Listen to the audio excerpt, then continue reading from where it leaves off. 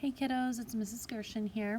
We're going to do some review with short vowel sounds and long vowel sounds this week. So let's go ahead and read through our words and then we'll talk about those patterns. So our first word, we have which, done, these, crab, cape, have, race. Second column, note, wax, skin, wife, tide, drip, crop. In our last column, mule, rule, safe, lots, gum, vote, and wipe. So looking at our headers up here, we're looking for short vowel sounds that have this CVC pattern, which is consonant, vowel, consonant. I'm looking at our first word here, which.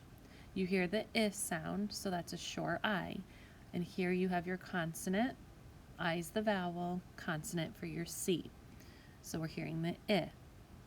You have more than one vowel sound this week, though. It's not just I. You might have A for A, or E for E, or for U, or A for O. So really be thinking about, is the vowel saying its own name?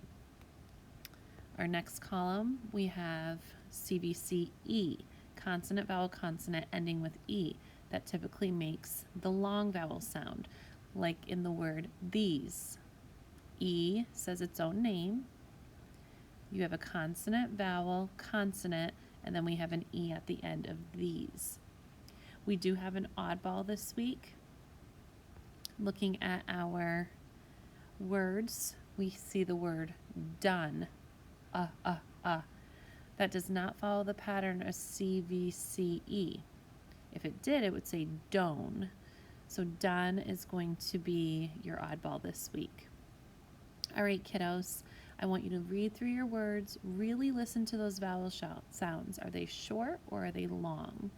And then you'll go ahead and start your sorting. All right, happy sorting.